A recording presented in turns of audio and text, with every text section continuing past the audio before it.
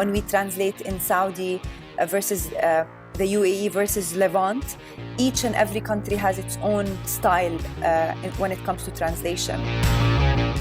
South Korean Stock Exchange will kindly help you translate your filings. A quarter still said they had a decrease in turnover of about 50%.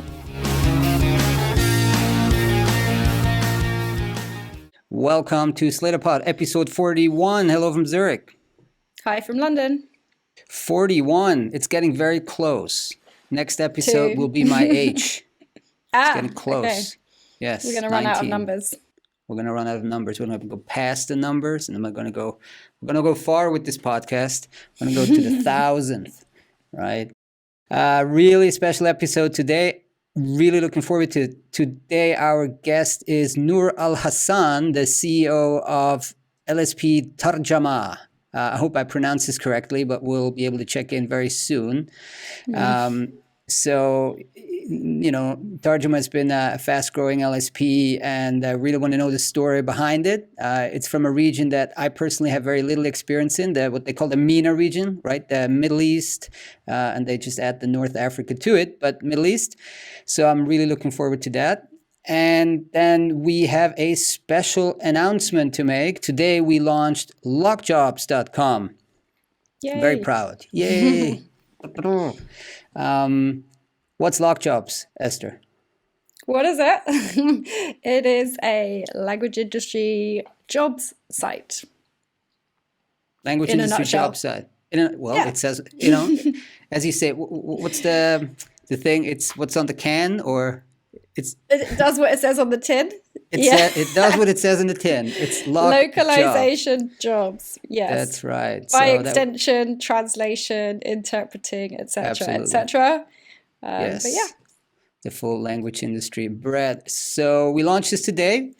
Super easy to use website. Go check it out. We just sent out a special message to our 13,000 newsletter subscribers. So, this is not your Friday newsletter. Apologies for that, but it's a special announcement. I hope you find it useful going forward. We're going to be, working on that for a few months, of course, and pushing it and making sure that it really that we're going to be able to create that demand and supply match, which is always hard to do. And there are already some quite cool jobs up there, and already people uploading their CVs, resumes. You're right. Yes, we had a few beta takers, right? Before we actually did the official launch, we always had to work out a few of the tech things ahead of time. But I think we're 95% there in terms of the things that really needed to be done pre-launch. So now we're ready to go. Lockjobs.com, go check it out. What we're going to talk about today is also Translator Marketplaces, which is, somewhat in the same kind of on the same theme. We're also going to talk about what a capital markets day is and why you now know what it is. We're also then going to segue to some of the Asian stock markets and what they do with translation. Who made it onto the Inc. 5000 list in the United States, and then some more COVID data coming out of the UK language industry, or not COVID data, but like how COVID affected or is affecting the language industry. All right, so before we are joined by our guest again today, we're going to talk about a few things. The Translator Marketplace. There was a post or a note we had in our sweep service today that across the TMS, the German TMS provider, has or is shelving is Crossmarket Translator Marketplace. I guess that's the best you can describe it. So they launched correct me if I'm wrong, but it must be like 4 years ago. One of those attempts to create a marketplace, across is a Germany-based TMS, super strong among the technical document community in southern Germany, northern Switzerland, but also internationally, a very kind of an enclosed system. They have obviously had quite a lot of success over the past 10 years and have a very interesting and good client base. And then, as companies are wont to do, they want to expand, and so they launched this this translation marketplace, Crossmarket, and now they had to shelve it. We read that on uepo.de, which is, I like to read it. It's the kind of German language industry news portal, and they always have very good, German language industry news over there. So Across Systems decided to shut it down as of November 2nd, 2020. And now you'd think, well, translation marketplaces, hard to pull off. I have yet to see somebody really make it work. And they're shelving one, but apparently they're launching something new. What's it called? The new one is called Hey Translator. So they're launching Hey Translator in 2021, which when I'm looking at the description sounds exactly like Crossmarket. So we should, if anybody from Across wants to get in touch, please let us know what exactly the difference is. From the description right now, I don't really see much of a kind of conceptual difference. They say it's a new matching platform, matching translators, like companies and translators, and platform dedicated to bringing translators and clients together without any hassle. So interesting, they're shelving one marketplace and they're launching a new one. So it's not just it really isn't just a rebrand then. I don't think it's a rebrand. Totally new thing. Okay. It's a totally new thing, because if you go to the website, they're saying like they are pulling basically if you have an account, they're like retiring it and you have to sign up for the new one. And so I don't know, seems like seems an interesting decision. Generally, marketplaces are very hard in this industry to pull off, right? I mean, we've had so many attempts from, LinkedIn, Fiverr. LinkedIn, we had a story about 4 years ago where LinkedIn added the translator category to their offering. And I mean, who's recruiting translators for a job? Not translators for like a full-time role. I'm talking about like for an individual job. Nobody's recruiting them on LinkedIn.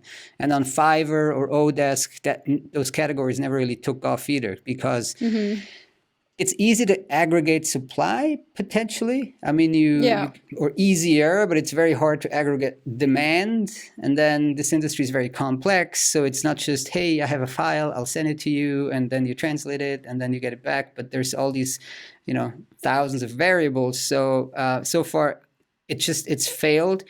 With maybe the exception of SmartCat, if you could call it a translation marketplace. I mean, they have a translation marketplace as part of their kind of much broader TMS technology. And interestingly, they hired a couple of months ago, they hired somebody who used to run, or Stefan Kasriel, who used to run Upwork, CEO of Upwork, which is the biggest, marketplace for literally any freelance activity. So they've probably made it work, but embedded in a much broader offering, not as kind of a standalone translation marketplace where you just match. Even Prose isn't technically a straight up marketplace. Prose is more kind of an outsourced vendor management platform. I'm not sure how have you used it. To us, it was always like desperation. We need some really strange language combination or like hard to find. And they go on Prose, you find it. I mean, how did you use it in the past? I've really never, not ever. Maybe once. But yeah, it really, no, I mean, project managers, well, certainly not sort of on the side of the fence that I was on. So on the kind of financial side, we didn't really get involved in sort of recruiting linguists. I think vendor managers would be sometimes kind of using that to recruit linguists potentially, if they were doing a bit of a drive, but no, like not on a project basis, not at all. Yeah, so later on with Nour, I also want to know a bit more about YouRead. They launched YouRead. They had, I think it's been around for a couple of years. So YouRead is like a translation marketplace run by Tarjama, and I think it got some additional investment recently. So I want to know from her. I thought they spun it off into two separate. Yeah, they spun it off. You're right. So it's not run by them, but it's a separate company that got some funding. And I want to know her thoughts on running or making that aggregation of supply and demand work. So, good luck to Across with Hey Translator, and we shall see in 2021 how the matching works. So, hey, so you dialed in, or you were part of a Capital Markets Day last week. So why don't you tell us a bit more about that? Yeah, so that was a capital markets day for Zoo Digital, so the media localization company based here in UK. So Zoo is a publicly listed company, probably as we've said many times before on this podcast.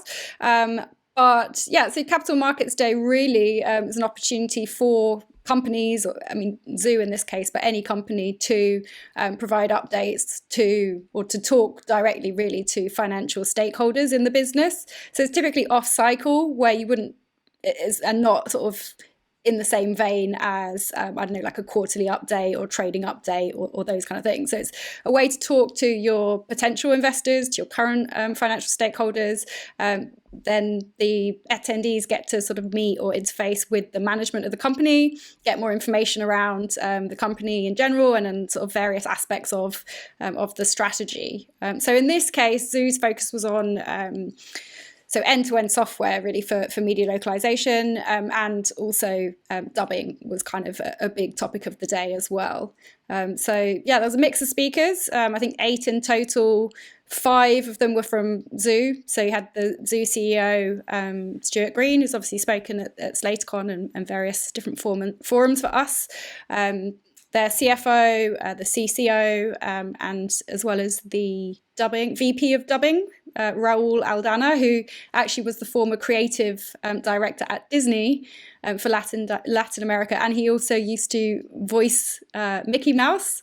So I heard, yeah, for like 20 years or something. He said that he used to be Mickey Mouse. For what language? For Spanish? I think for Spanish. I'm not entirely sure, but I would imagine for sort of Latin American Spanish. I think that's his native lands. That's an amazing career. So hang on, so he was the voice of Mickey Mouse in Spanish, and now he's the VP of dubbing for Swedish. Yeah, and in between, he worked for Disney as a creative director. So yeah, he's done a lot. Yeah. So that was really interesting. Obviously, getting his insights, but he sort of shared a bit of a journey because he was saying, he used to be on the other side, basically working as a dubbing artist, essentially, then obviously, progressing throughout his career, but wasn't really into or couldn't really see how the whole remote dubbing, cloud dubbing thing would work. And now he's sort of a convert to the process of remote dubbing, having joined Zoo Digital. So that was an interesting presentation. And then we also heard from their VP of software engineering about some future development for the platform. And then you had the external speakers. So myself, I was talking about media localization landscape and the wider sort of language industry. Nothing surprising there. And then we had a couple of other external speakers who were, one of them was an independent dubbing director, and the other one was a lecturer in audio-visual translation. So they both gave their take on, they'd obviously used Zoo's platform and sort of spoke about some experiences they'd had. There was a client case study from Matt Fowler, who's the dubbing director. So some interesting insights there. It was all of that. It was in 2 hours, so everybody had about 15 to 20 minutes or so to speak, and there were about 50 to 60 attendees, mainly sort of current and possible future investors. So they do this to update. Most of the investors would be from like big pension funds or brokerage houses, trading houses, these types of. I'd imagine so. Yeah, it's a bit of a spectrum. For people with an interest or already with a stake in the company. Was it on Zoom? It wasn't on Zoom, actually. It was on a platform that I hadn't used before. I can't remember what it was called. But it was actually quite interesting. People could kind of type in their questions, raise hands. It all seemed to go quite smoothly. Yeah, so it was we're looking at new platforms for SlatorCon Remote. We're going to do it in early December, and there's so many platforms now, but it's kind of hard to pick and choose because some of them are very, very expensive, more for like these kind of 5,000, 10,000 people remote conferences, and you don't just want to do GoToWebinar or Zoom. So I don't know. We're in the process of deciding. So if you come across anything nice, let me know. I just found we just checked that one today because Interprify partnered with them, and I got a press release late yesterday about their new partnership. So that's a Swiss-based conferencing platform. I didn't even know they existed. So Interprify just signed a deal with them, apparently. Cool. So Capital Markets Day in Korea. to segue from the London Stock Exchange to the Korean Stock Exchange. What's going on in Korea? What's going on? I don't know. It takes a while to pull up the actual exchange website. Everything. It's Korea. It's like one of the most digitally advanced nations in the world, and sometimes like when you're trying to access a website, it just takes forever. So I don't know. Long story short, if you are a company that is that has a substantial foreign ownership or some exposure to outside investors, the South Korean Stock Exchange will kindly help you translate your filings for free. So this is not KOSDAQ. No, this is a different one. Well, it's the KRX. It's the South Korea Exchange. And apparently now they have 54 eligible companies, including like Naver, Samsung Biologics, LG, etc. So they help you translate, let me just pull this up here, well, all kinds of filings into English, and the KRX will pay the fees for the LSP. So are they required to file in English then? I don't know if I think they're know. more eligible. It sounds like they can if they want to, which obviously if it's for free, why wouldn't you want to? And then there's like a disclaimer like, okay, this is a translation from English and, you shouldn't rely on it, etc. But, well, why not, right? Because if you're a foreign investor, there's always a bit of a barrier, maybe not for the really large investors, but for some of the small ones, if you don't have any information available in English or, German or whatever. And it's hard to navigate a Korean stock exchange's filing system. So if there's information out there in English, that helps a lot. I think we used to get help for like translating the filings of Honyaku Center in Japan, but then some of the other companies, like the parent company of SDI Media, actually files certain things in English. So it does, give international investors a bit of comfort. No, a lot of comfort if you can actually get a natively English, not from a language point of view, but like it's not a translation somebody just posted. It's like an actual English filing. I think that helps.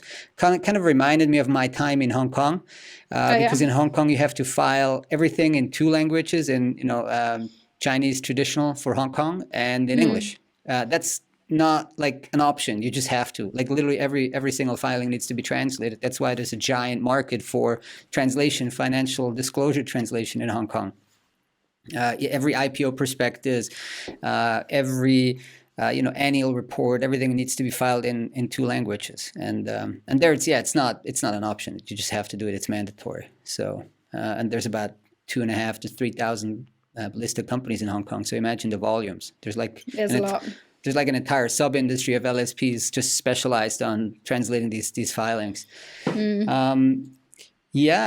And maybe some of them, well, probably not this year, but some of them have been growing. But let's talk about the 2020 Inc. 5000 list in the US. So which LSPs made the list?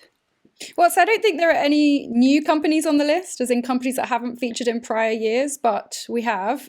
So ranking top among the LSPs is CQ Fluency, followed by Proprio Language Services Globo, who we know Globo. We do. We had Jean on last week. Day Translations, FIPS Reporting, and In What Language. So there are six this year. I mean, it's not... Well, the ranking, let's say. So I think CQ Fluency, which is the top ranked LSP, is ranked 3,407th. So not really anywhere near the top of the overall list. And the lowest ranking LSP in what language is position 4,980. So 4,980. So there's only 20 companies lower than in what language. But anyway, well, I mean, there's hundreds of thousands of companies lower. It's just that no, as in to get onto on the list. To get onto the list. So I don't know, and I haven't looked at what happened in prior years. I wonder sort of how it's trending in terms of the actual position overall. I think there were a few that were higher, but I mean CQ Fluency. I mean, like even Globo still managed a 96% growth. Yeah. So that's doubling and in 3 years. It's over 3 years. Yeah. So I mean, it's still pretty good growth, good going on the growth front. So yeah, CQ fluency 110% over 3 years, and then in what language 53% over those 3 years. That's pretty good. I mean, Globo is probably one of the larger one or the largest one here. Do we know the revenues? Not off the cuff. I'm not too sure. Well, we can pull it up. But I mean, we even, I remember in 2017, 18, it was even TransPerfect was on the list. So there's some smaller ones. But it also means that the industry kind of, some of the bigger ones are maturing. I mean, if you're $700 million, you're not going to grow 100%. I mean, at least an LSP isn't going to grow 100%. Or even 56%. Maybe by M&A. I actually don't know. Well, I don't know. Do they allow you to participate if you've done M&A? That's what I don't know, because I was expecting, or at least in previous years, we've seen Stratus on the list. But then, so Stratus obviously merged with, I think, In Demand Interpreting last year. So I don't know if that sort of immediately disqualifies them or makes them ineligible for the list. Yeah, because they're not. I mean, that's, we've had some discussions in the past if we should use should use companies that are part of another company in the LSPI if they're not standalone companies. Yeah. So I think we've decided to list a few, but not all of them. I don't remember. Well, I think if they've specifically broken out their localization revenues, then yes, we've tried to include them. But obviously it's not always possible just because of how they choose to report. But yeah, I mean, it's good going for, I think, all of them, 6. But I mean, overall, there are fewer companies or LSPs on the Inc. 5000 this year than there have been in previous years. I wonder. So I think there were like 21 LSPs, I think it was, when we started looking in 2016, and it sort of decreased to about 14, etc. But I mean, as you pointed out, it's not necessarily a bad thing, because I mean, a lot of the companies are growing. So they've grown to a size where they can no longer continue that sort of level of year-on-year growth. So you had, for example, Acorbi, I think, and Certified Languages, they've both grown to around $40 million now per year. And they were on the 2019 list, but not on 2020. So I think of that size, it gets obviously a lot more challenging to grow at kind of 50+% for 3 years in a row.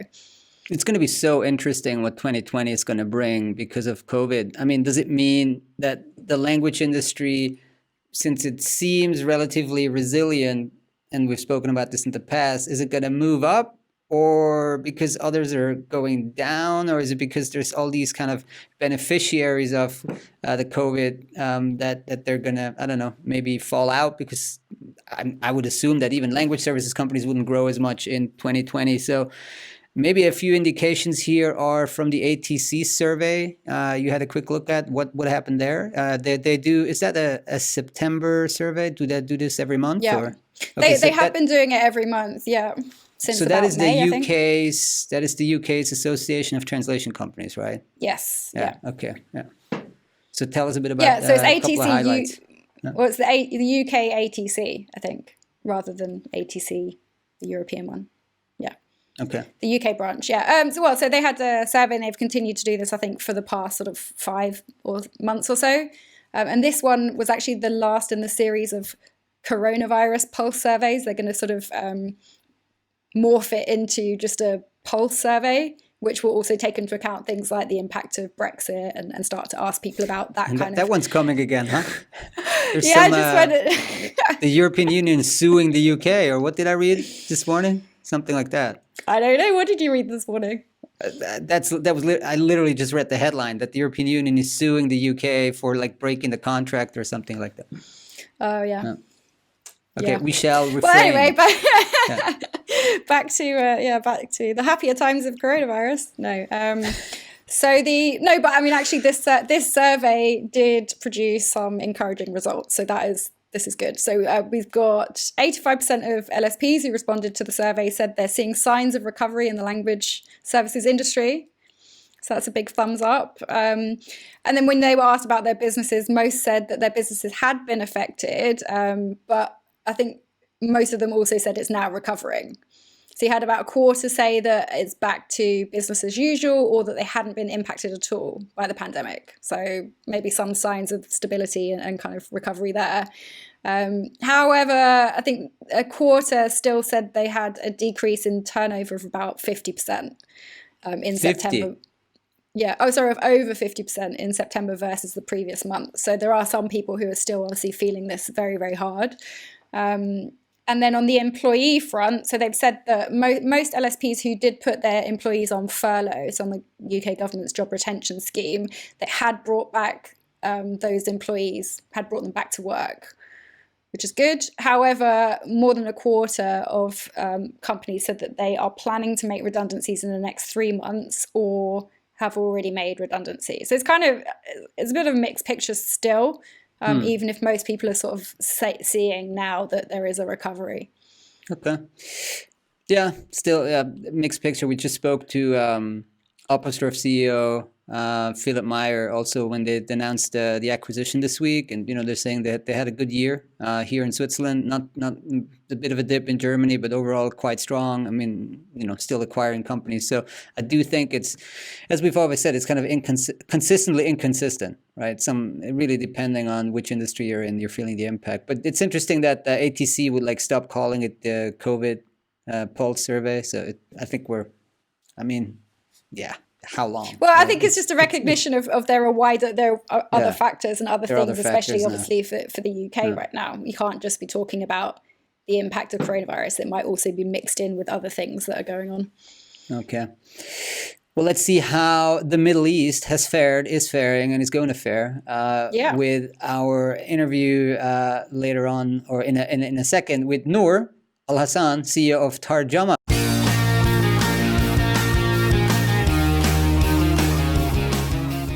And we're back for our guest segment with Tarjama CEO Nour Al Hassan. Hi, Nour. Hello. Hi. Hey there. How are you guys? We're good. How are you? I'm very well. Where does this podcast find you? I'm currently in Amman, Jordan. Okay. But that's not where you usually in Dubai, right? Yes, I live in Dubai. Okay. I actually live between Dubai and Amman. And you can find me sometimes in Riyadh. It depends.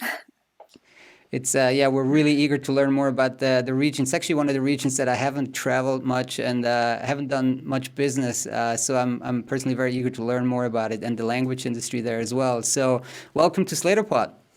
Thank you so much for having me. Cool. So, hey, look, before we get started, can you just, or to get started rather, can you just tell us a bit more about your background and how you got started in the language industry? Sure.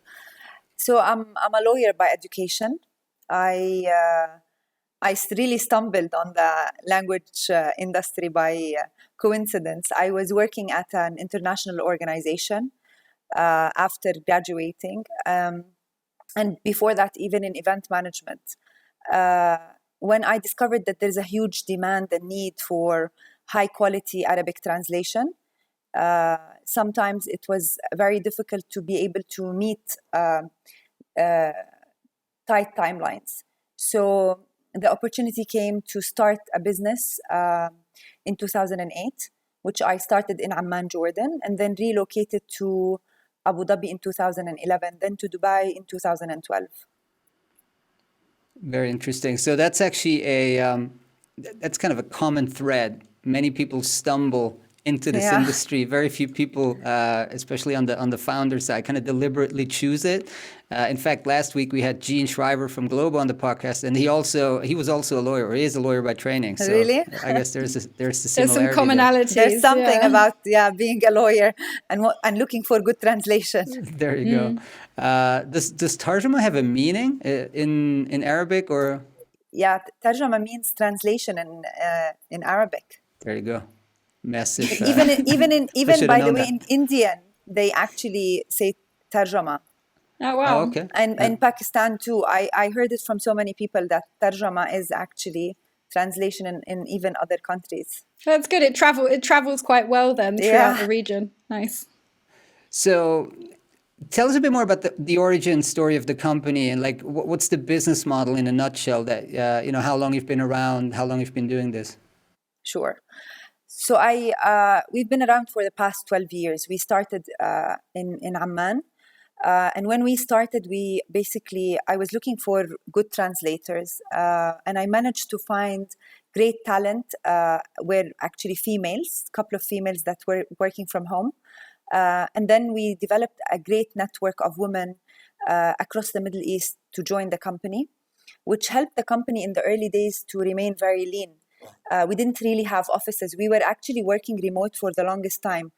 From 2008 to 2014, we were in co-working spaces. We never had an actual office.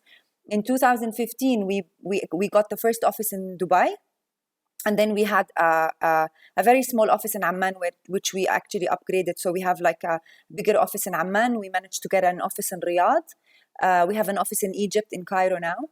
So offices really became a trend much later to Tarjama's life.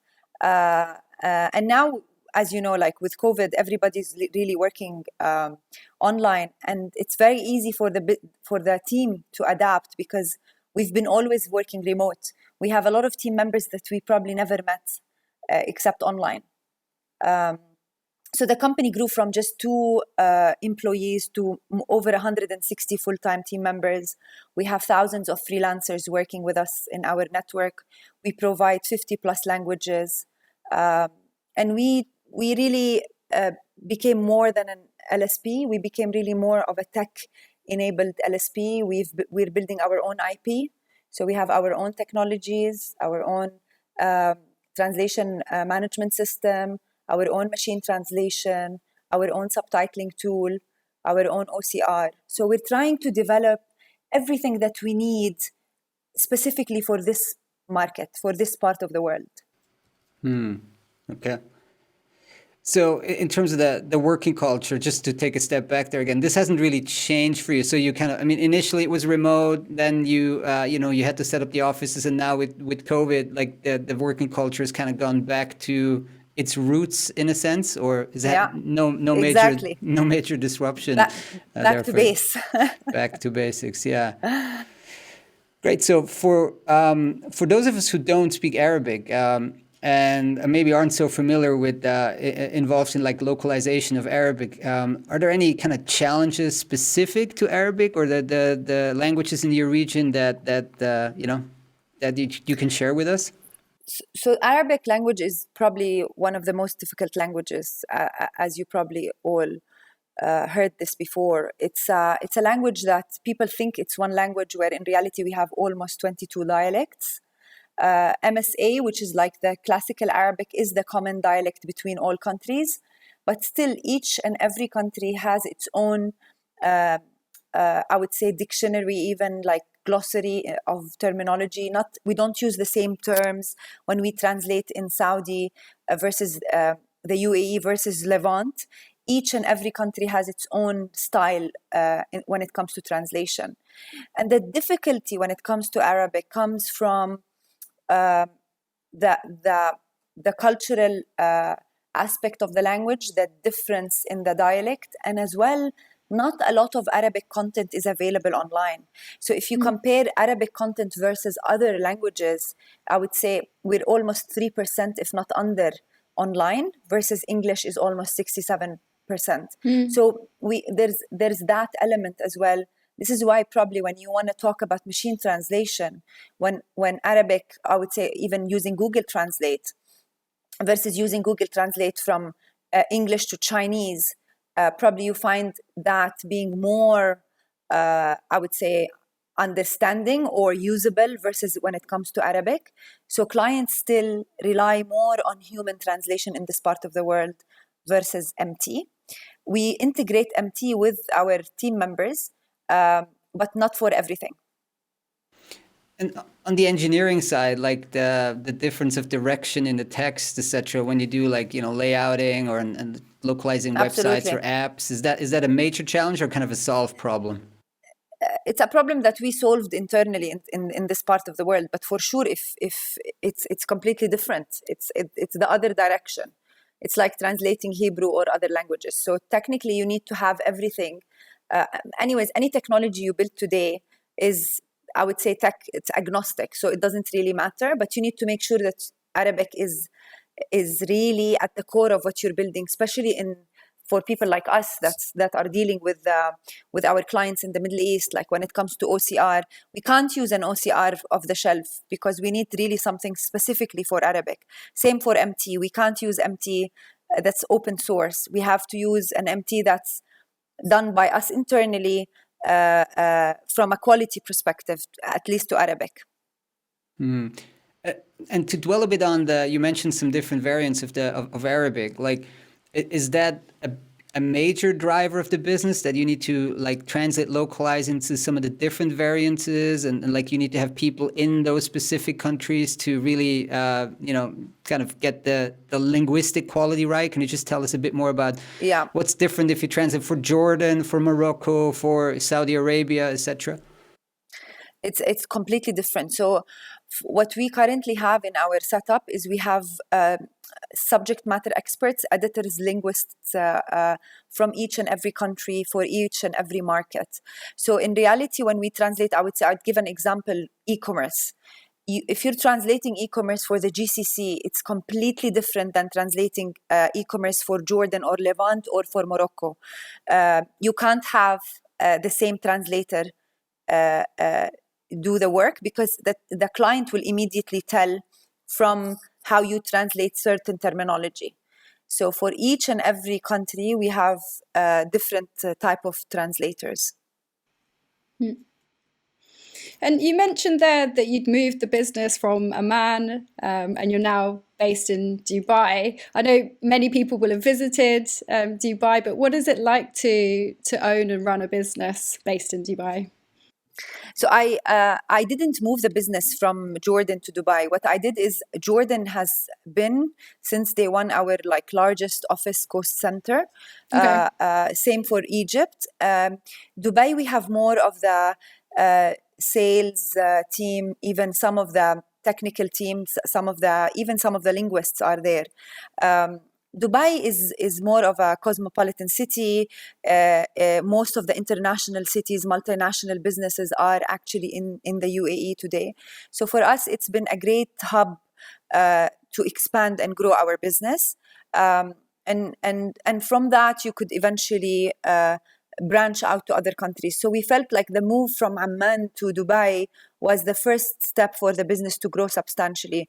But as you all know, Riyadh is one of the the largest market in the Middle East. So Riyadh is a different Saudi, actually is a different beast on its own, and it's a country that has a different style of doing business, where you have to be very hands-on. You have to have a local team on the ground. You really need to have a closer relationship with customers. So it's definitely the largest market that you really need to, if you want to grow in the Middle East, these are the two markets that you need physically to be there. Having talent as well in these markets is not very easy. So you need to make sure that you find the talent, and most of the times you really need to train the talent. As I mentioned before, Arabic is really a difficult language. And the problem is not only the Arabic, you need to make sure in translation that you perfect both languages. So if you're translating from English to Arabic, you really need to be fluent bilingual. And this is where the challenge is. How do you make sure you find the right resource that understands the English perfectly to be able to translate it to the Arabic in the right manner? So you really need very good English. And then what about the wider MENA region? So you mentioned a few different markets there. What, generally speaking, what type of clients are driving the demand? What demand drivers are there in the region for localization and translation? Mainly for I would say for the entire region, government is still really big in spending on translation. The big multinational, the big health sector, the tech sector, like the startups and the e-commerce. This is a booming sector in the region. And when we talk about localization, we're not only talking about translation here, because we do content creation as well.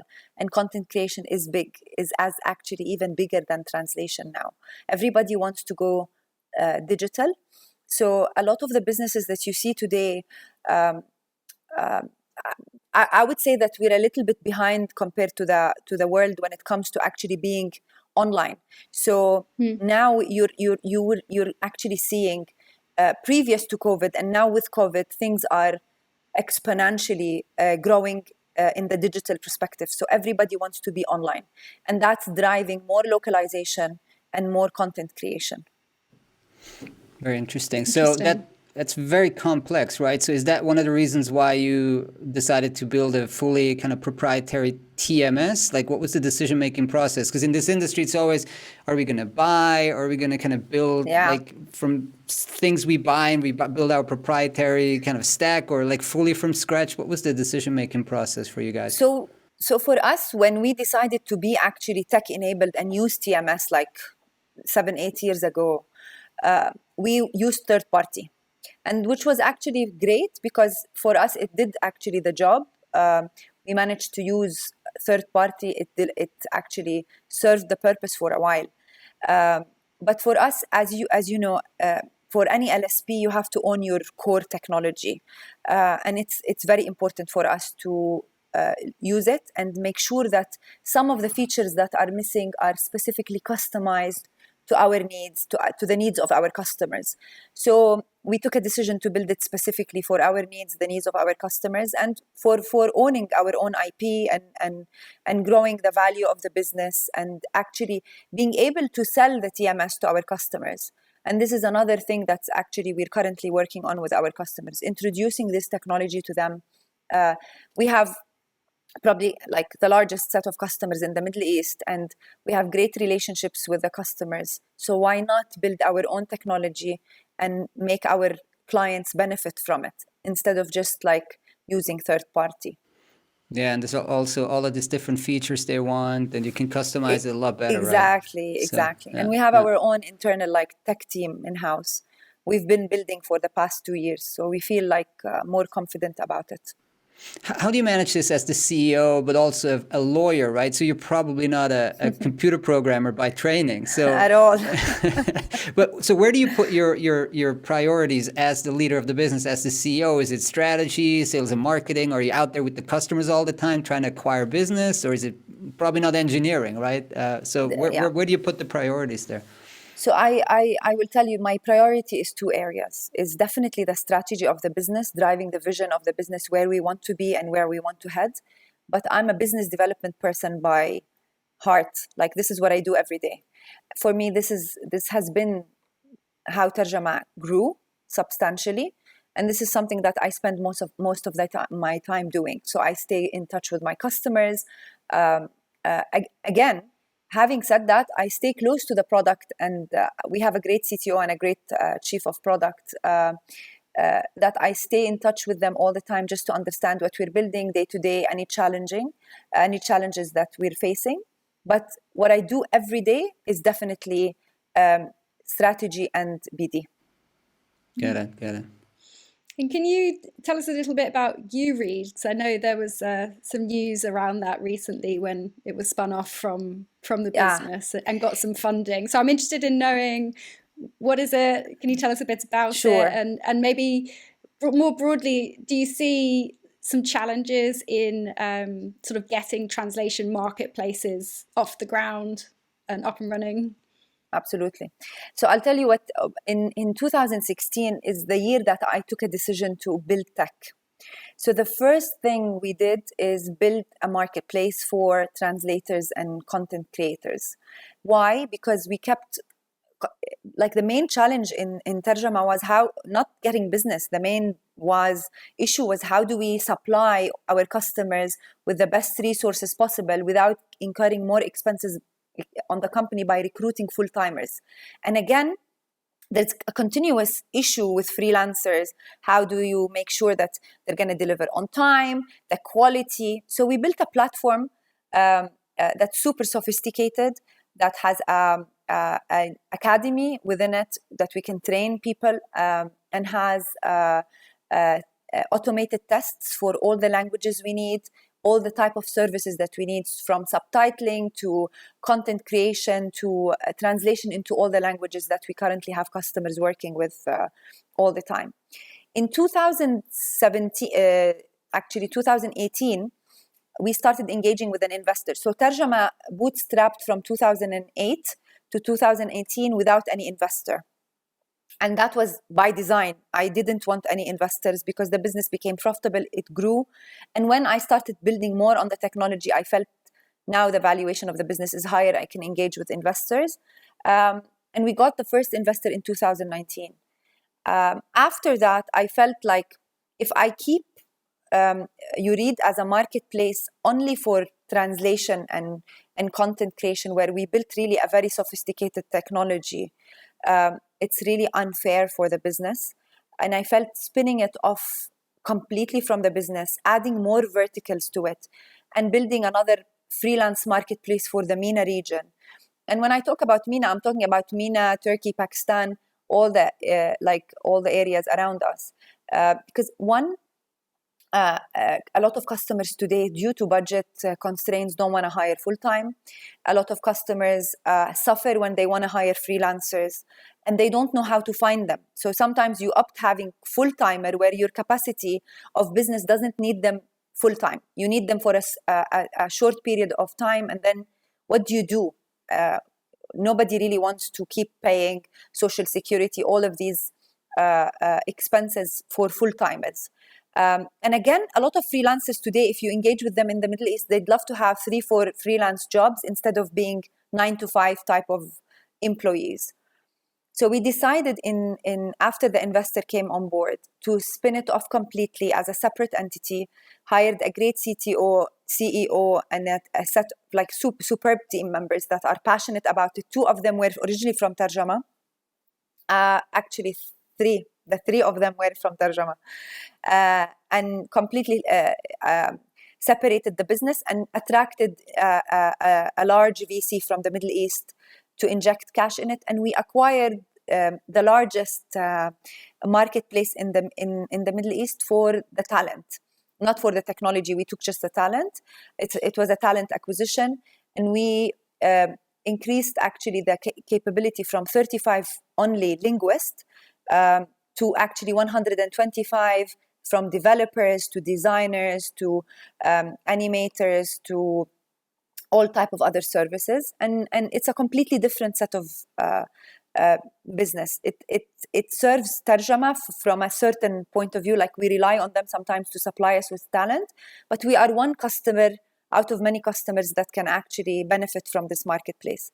And why we did that is specifically for what you actually mentioned. It is very difficult to have a marketplace that is profitable just from translation. So it was a broader. I mean, you broadened this. Excuse me. You broadened this, from translation much broader geographically, etc., and brought in investors. Interesting. All right. Let's dwell with the investor interest side a little bit here. There's a lot of investor interest in this industry now. Actually, it seems like since COVID, even like more than ever, especially if you have some kind of tech component. Why do you think that is? That there's almost seemingly more interest now than there's been before, especially from pure financial investors? I think because honestly, I don't think investors are interested only in companies that are just pure LSPs.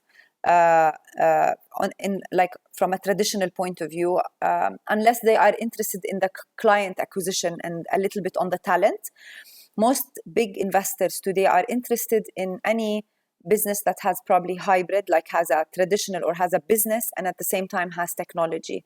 And why is I think because this industry is really growing substantially year over year.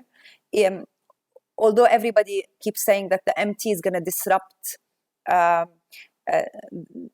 this space, which I don't see happening anytime soon, at least not when we're talking about even Arabic. It's even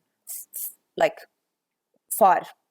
But again, having an LSP that's building technology is definitely important. Why? Because once you have your own IP, your own tech, machine translation, and TMS, you're going to be able to drive the cost of the translation lower and increase the amount of translation or documents or workload, which means you're going to get more business. And if you look at all businesses today, most businesses are growing online. Most businesses are growing in different countries and different, I would say, even domains or categories. That doesn't happen without translation. It's impossible to get anywhere out of any country if you want to export, import, grow any service online or even offline without any translation. So this is why probably you've noticed, like recently, even the past like 6 months, it's gone crazy. Like you see a transaction to 2 transactions a week. Yes, big ones. Big ones, exactly. Yeah, I mean, it's good for us. For us at Slator, right? We have content to write about. Hey, I have one more before I think Esther has another question about. But you mentioned a couple of times now machine translation in Arabic. Like, okay, is it quote unquote just because there's less data, or are the models, or what kind of mistakes does MT make? Like, is it syntactical? Is it leaving out words? Like, what are some of the key challenges for MT in Arabic? It still does make a lot of mistakes. Sometimes it doesn't understand actually so let me explain to you. In Arabic, one word could have 10, 15 meanings.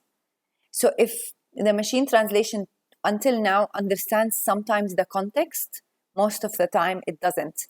And because the open source MT is really open source, it's contribution of so many people, it doesn't have that great quality.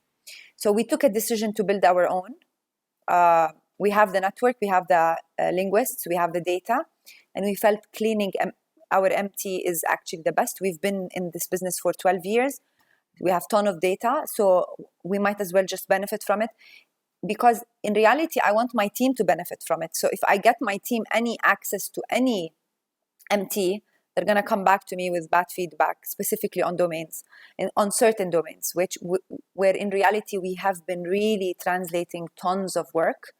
So we took a decision to build our own, at least from Arabic to English, English to Arabic. Okay, that's interesting. And you're building this on what, like Transformer or like some of the basic open source layers, or is that something? No, we're building all in-house. Okay, all in, yeah. Great. It's a lot of development. A lot of development, yeah. Yeah. I was going to ask maybe an obvious question, but about COVID, really. What kind of an impact have you seen from COVID, both on Tarjama business and in demand across MENA generally? Sure. So I would say until June, we didn't see any impact. To be honest, on the contrary, we saw increase. The third quarter, we saw decrease on demand, but we're seeing surge again back. And that's because most of clients, or like I would say our clients, took a decision to pause things in certain areas, delay signing new deals, and pushing things a little bit further to see how things are going to be.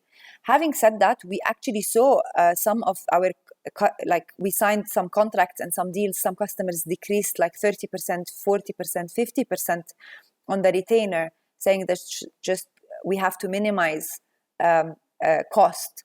And some others actually did that and eventually went back to sending more work. So I would say, if I would give a percentage, I saw like around 20%, 20 to 30% on our growth. Like we had a fantastic growth from 2019 to 2020, and things in March when COVID hit, people were really not ready for it. It was really a shock to most of our customers from even planning perspective. So most customers, instead of just canceling, they just delayed some of the projects. We see a bit of improvement now, but if COVID didn't happen, we would have been 30% better than what we are today. Okay. Yeah, it's challenging times, right? Sometimes demand is destroyed or is also delayed, right? Destroyed, delayed, depends if some of that will come back. Yeah. And we didn't have any customers in the travel industry, so that was actually few. That's good. We were lucky. Yeah. It's so one-sided, so crazy. I mean, like certain industries are just clobbered while others are going through the roof. Like anybody in SaaS is having, the time of their lives. Well, yes, if you're even remotely exposed to the travel industry. I mean, even for Slator, right? I mean, for us, it was operationally tricky to not do conferences. I mean, we do a lot more online, but, we did have a very successful conferencing series here. So, going remote. Hey, in terms of the vision for Tarjama next 2 to 3 years, like let's assume COVID kind of normalizes, the world gets back to some kind of normal pace here. What's the vision? Where do you see growth? In terms of the product, where do you want to take this company? So for us, definitely we want to grow substantially in the region. We are just selling in 2 markets. We want to have more boots on the grounds across the Middle East. We're going to expand our product more offering. So we're going to have more mature products by, I would say, mid of 2021. 1 or 2 of our products, we have plans to take them to Europe. And that expansion is going to be by hiring great team members in Europe to expand to that part of the world. So this is actually, in a nutshell, what we're focusing on. So our main focus in 2021 is to stabilize our products and grow substantially in the Middle East. Towards end of 21, we think we're gonna move move 1 product to Europe. Great. Well, we're here. Very Let me know. All right. Nour, it was fantastic to have you on. Thanks so much for doing this. Thank you so much for having me, guys. Really, I enjoyed it. Yeah, and I hope we all meet at some point in real life, right? I tell that to everyone. I've never exactly. Been Come to your Dubai. region. Come to Dubai. That's easy. There used to be like 10 flights a day from Zurich to Dubai. Now there's maybe 1. So. I know. We were talking about doing a company get together at one point in Dubai because we have team members in the Philippines, in India, also in the US and here in London and Zurich. So we thought maybe Dubai. Would be amazing. Let's be in the middle. Still, we're waiting for that to happen. Let's hope in 2021. And I'll tell you guys when to come when the weather is really nice. Yeah. When is that? What's the best time? Best time is to come from mid-October to mid-April. Now. So now. Soon. Basically now. Yeah. Now cool. Or next year. Yeah. Let's hope by next year we're going to be able to travel. I was on a flight every week. Yeah, same. I don't miss that though. Me too. I don't at all. Maybe every month, that's fine for me. 100%. Right. Well, thanks so much for doing this. Thank you, guys. Let's catch up soon. Thank you. All right. Thank you. Bye. Take care. See ya. Bye-bye.